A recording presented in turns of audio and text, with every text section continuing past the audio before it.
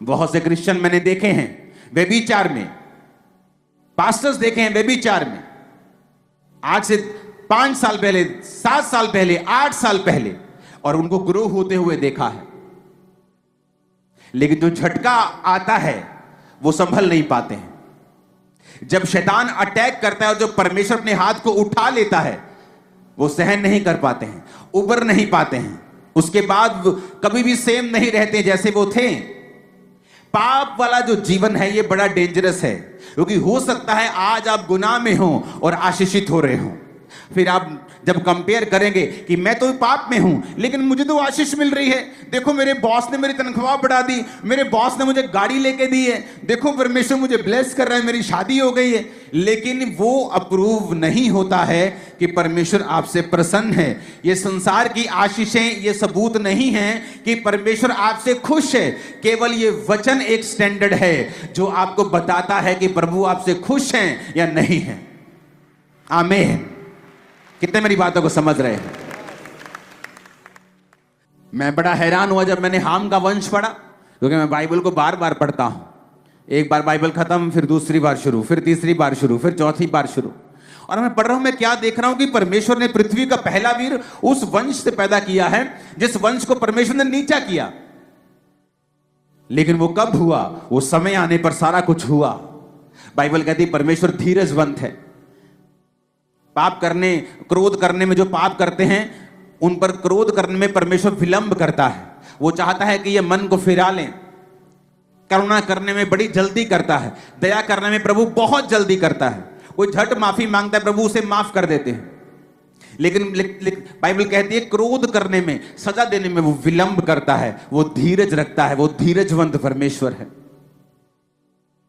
आज आपको ये फैसला लेना है, क्योंकि जब आप पाप का जीवन जीते हैं तो इसका मतलब यह नहीं कि मुसीबतें अभी आपकी लाइफ पर आएगी, लेकिन आप एक ऐसी डायरेक्शन पर चल पड़े हो जिसका एंड 100% रॉन्ग, 100% रोने वाला और 100% फ्रूटलेस होगा, और उसका एंड बहुत भयानक होगा।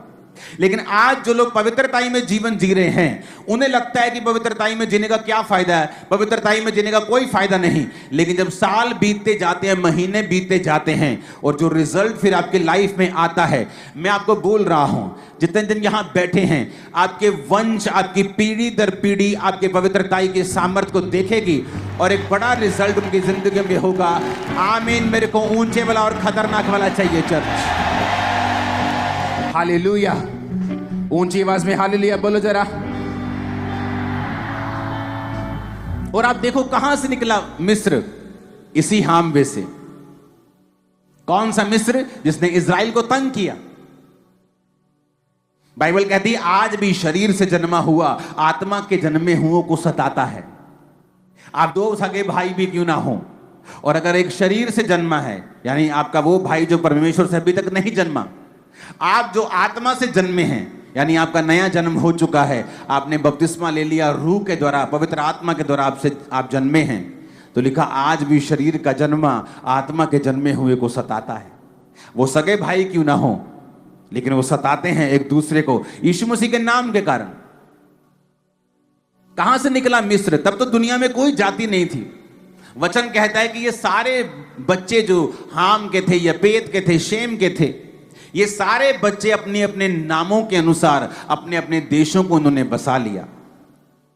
यबूसी कौन था? एक बेटा था, पूरा यबूसी देश उसने बसाया। एमोरी कौन था? एक बेटा था, पूरा एमोरी देश उसने बसाया। और इसलिए परमेश्वर ने कहा था अब्राहम को कि मैं ये अमोरियों का ये सब देश तेरे वंश को दूंगा। क्यों?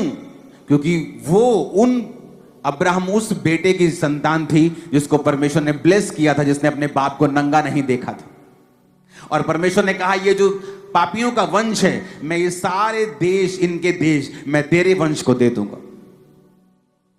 आज पाप में जीवन बिताना बड़ा आसान है। किसी को मालूम नहीं होगा कि आप अंदर घुस के क्या कर रहे हैं, लेकिन इसका मतलब ये नहीं तभी गुनाह का रिजल्ट आएगा या तभी आप डाउन होंगे, इसका मतलब ये नहीं है।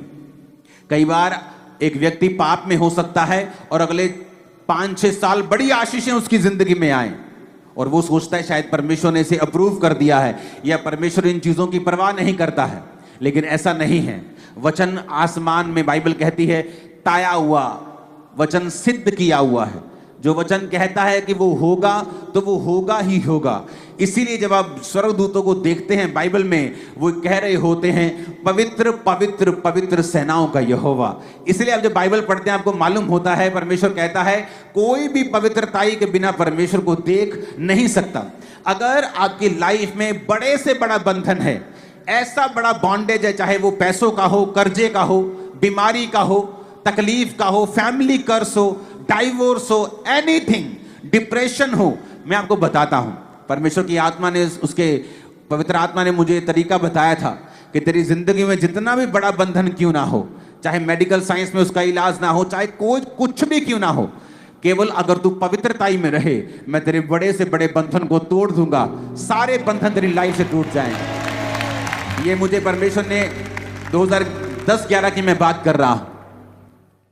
जब आप सेवकाई में होते हैं, आप टीन एज से प्रभु के साथ हैं, आप जवान हैं, टेम्पटेशंस हैं, परीक्षाएं आपको घेरना चाहती हैं, और उधर से बॉन्डेज भी दिख रहे हैं, बंधन भी दिख रहे हैं, और आप बीच में खड़े हैं, और आपको पता है कि मैं अगर पाप में जाऊंगा तो ये बंधन बने रहेंगे जो कोई नहीं जानता।